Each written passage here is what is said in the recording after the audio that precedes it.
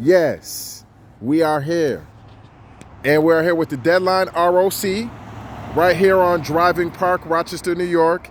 And we're here with a young activist that's coming up on the scene, doing her thing, making it happen, and making her voice heard. And this is, of course, what the Deadline ROC likes to do, is spotlight and highlight dope activists. So, sister, tell the people who you are. My name is Jordyn Smith. A lot of people call me OJ when I'm out protesting and whatnot. No doubt. And how did you get into the activism thing? Well, on day one of our actual protesting, I was going to get Raymond. I was at Rock City Raymond, and I'm like, it's a bunch of black people up the street. I wonder what we're doing. And then I called my mom, and that's when she told me about Daniel. And then I thought back to when I was younger. My dad was like, oh, well, if the time came, what would you do? And I'm like, the time is now, so let's go. That's what's up. So I left my friends because they didn't want to come. And from day one, I've been out here. That's dope. That's dope. Okay, didn't know that. That's an inspiring story piece. Because the call was calling you, and you answered the call. So that's dope. Yeah. Okay. And, most of us, are on the same page about how we feel about the Daniel Prude situation. In a few words, how does it make you feel?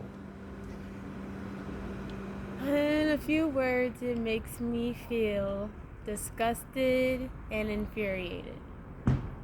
Because I don't know how you can call yourself a human being and be able to take a life in the most inhumane way. That goes against humanity. Yeah, indict, convict, send them killer cops to jail. The whole damn system is guilty as hell. Yeah, the words automatically get people feeling that activist vibe, no doubt. And so tell us a little bit, tell the people that may or may not know about your involvement, let's say with the activism pertaining to Daniel Prude here in Rochester, New York. So literally day 1, 2, and 3, I was out there getting shot at, gassed, pepperballed, all of that. But I stopped. After a few hours, I'll stop being in the front so I can be a medic because, at the end of the day, we're there to keep each other safe. So I will play all roles. I'll do all aspects of the spectrum. And I'm proud to do that. Day 4, I think that's when we were on the bridge. I wasn't there only because I was in the hospital due to literal exhaustion. My body was giving out on me. But as soon as I left the hospital, I literally was in a protest at Strong Memorial Hospital, fighting a good fight because they're against us too. Then I left there and I started marching that night. And then day 5 or 6 it was when they had the dogs.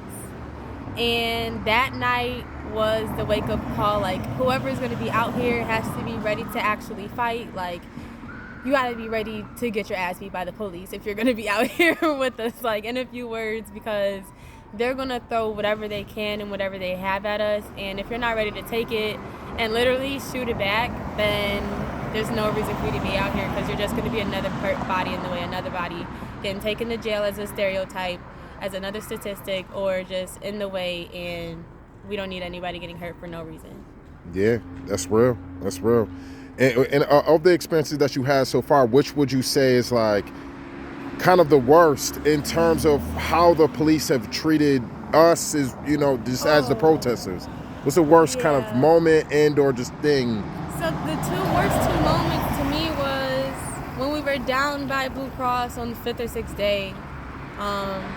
And we walked up, all we heard was the dogs barking.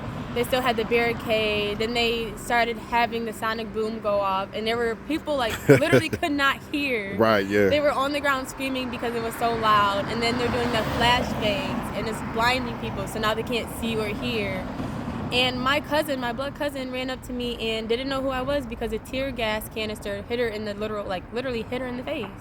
Right. Her whole face was swollen, didn't know who I was, she couldn't breathe. There were so many bodies on the floor that day alone, I couldn't even count. And let's see, the second worst day I would say was when we were on Wilder and Child because... Really? Interesting. Yeah. Okay.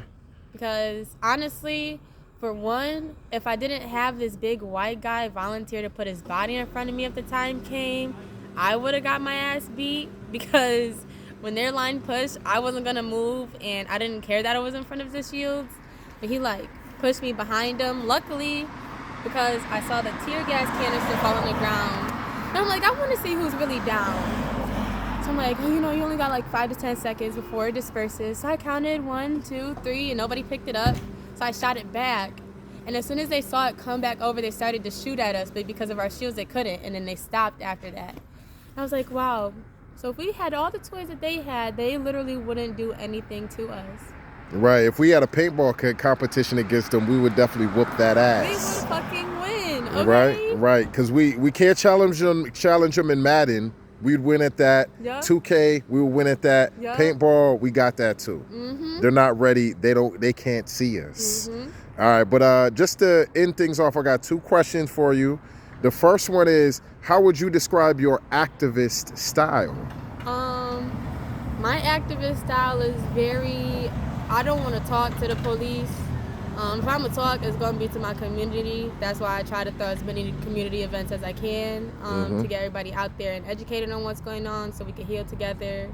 But when we're out here in the streets, it's time to fight. Whatever they throwing at us, we're going to throw right back. And if you, like I said earlier, if you can't stand with that and if you can't back that up or be about it, then I need to see you later. Bye. You don't need to be out here with us. That's real. That's real. Oh, you said community events that you do. Do you have any events that are coming up soon? Oh, yes, we do. The day is TBA, but we have this Spooky Roots Fest coming up. Because, you know, it's about that time. Fall coming around. We got Halloween coming up. So we're having a community event. It's called the Spooky Roots Festival. We'll have, you know, heritage stories, spooky stories, costume contests, face painting, bounce house, all types of stuff for the kids. So it's pretty much the Light Festival Part 2, but just turned up way more because we'll have a lot of more events and activities for you guys to do. Word up. That's what's up. And the last thing is a person in history that you consider inspirational, you know, and that's kind of led you to do the activism work that you do. Who would that person or moment in history or man or woman or, I don't know, queer person, whoever. I honestly what is that? Probably have to say my dad because he was Special Ops Green Beret for 10 years. He was there Black Hawk Down 2 weeks before it happened, scoping out the territory for them. He's helped, you know, stop so many bad people from continuing what they were doing. And that's how I feel being out here as an activist, because I've always wanted to follow his footsteps. But, you know, Trump and stuff like that, everything that's going on, I don't know if I really want to be in the Army anymore currently. But I would definitely stay in the trenches with my foot soldiers as long as it takes. But he definitely keeps me going. He definitely instilled a very strong leadership element in me, I can say, because I don't like to only lead. I'd like to make other leaders as well, because the more leaders we have, the better chances we have of getting our demands met and taking back our continent, because this is literally our continent, not just our country. The people are indigenous to the land. Yes, we are. Yes, indeed. Sounds good. So, Ms. Smith, would you like to give any big ups to any particular individuals or groups or whatever, or sides of town, neighborhoods, whatever, before you sign out? Big ups to the West Side, because y'all know knowledge. I play too much. Big ups to Criminal Justice Initiative. I love you guys for taking me in. Shout out to Siren, Potato Salad. You guys know who you are. Sarah, all my guys that I'm friends with from Free the People Rock. Agent and his group, all the spiritual healers that come out to my events and stuff like that. I really appreciate all of you guys. And, you know, stay up, stay beautiful, and melanin matters, because we are not a color. That's real. And you do know this is the Melanin Manuscript, the Deadline ROC. So you ended off well. Thank you for your time. Our pleasure. Deadline ROC signing out. Peace.